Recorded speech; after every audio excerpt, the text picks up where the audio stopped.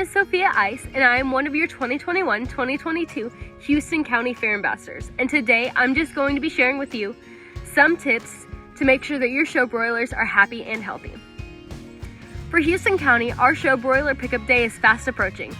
And here's some things that will be super helpful for when you do pick up your broilers.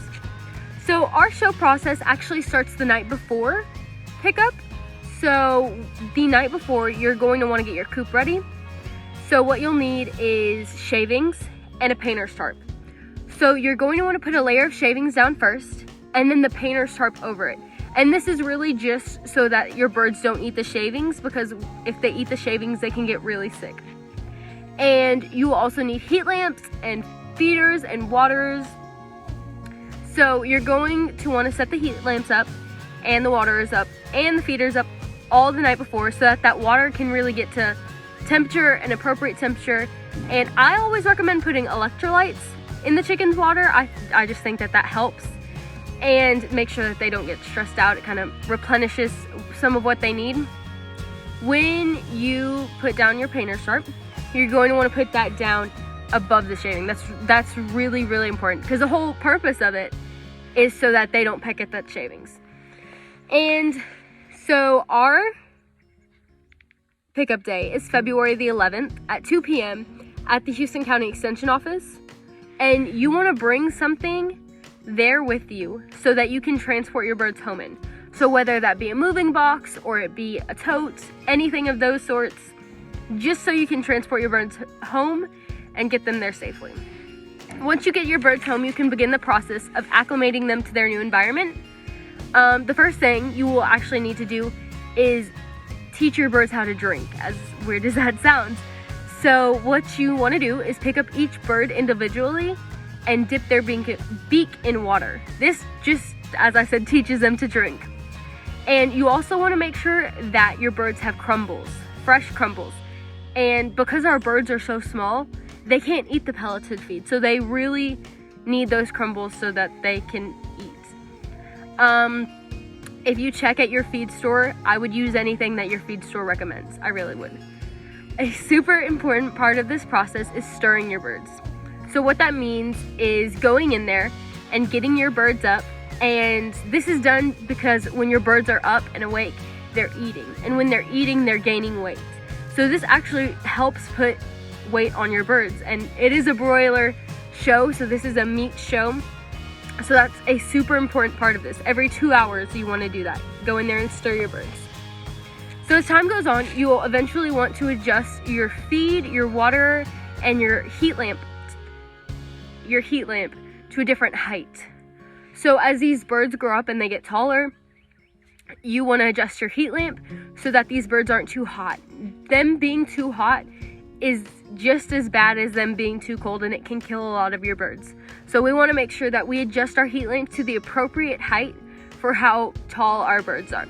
We also want to move our feed and our water. I hung mine from the ceilings with a rope. When your birds are eating, they can't just lay down and eat. It makes them get up so they don't get sores on their chest. It's a super important part of it, actually. And so you just want to adjust that feed and water height so that they can just lay there and eat. Another part of this is cleaning your pen. So the ammonia that builds up in your pen can kill birds. And so it's really important that we get our pen clean and we keep it clean, and we change those shavings however often we need to, and everything along those lines. So as you get closer to show, you will eventually want to start weighing and culling your birds. When you're weighing them, you want to take obviously the heaviest birds to show. And so any of your lighter birds you're going to want to put on one side of the coop. We use dividers that we got just to divide our pen in half, and we put the culled birds on one side and we put the show birds on the other. You want to check them for meat deformities. Anything that's out of the ordinary that you know should not be there. Feel your birds, any of that, just so that we make sure we don't take one of those birds to show. And you're going to want to set them to one side and remember which side's your cull side and which side's your show side. you want to take the 3 heaviest birds, but it's important that they're all similar in weight. So I wouldn't take a 13-pound bird and then a 9-pound bird. Like, that just doesn't make sense. You want them all to be of similar weight. And when you go, I recommend taking 4 or 5 birds. You're only going to show 3, but I would recommend taking 4 or 5 just in case anything happens. And so on show day, you're going to check in and weigh in, and you're going to want to bring shavings and water and crumbles, and you'll just put them in the cage for holding, and then you'll show that day. And you want to make sure that you have 2 other people to show with you to hold your birds. You will take all of your birds into the show ring. You'll take 3 into the show ring. So you want to make sure you have those 2 other people there with you who know how to show birds and can handle birds. It's super important because it's really easy to break a wing or birds die in the show ring, and you want to make sure that you trust someone to handle your bird inside of the show ring.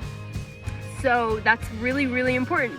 And if you don't know how to show birds, I don't have one to demonstrate with right now, but you can always ask one of the ambassadors. You can ask ag teachers, 4-H leaders, or anyone who shows how to do it. It's pretty simple once you get the hang of it, but that's everything, y'all. That's everything from the night before to show day. That's everything that you will need to know. And if you have any other questions, please feel free to reach out to, like I said, ambassadors, ag teachers, 4-H leaders, anyone, extension agents, like just anyone you think can answer your questions. And yeah, that's it. I'm super excited for this year, for our 2021-2022 Houston County Fair, and I wish you all the best of luck.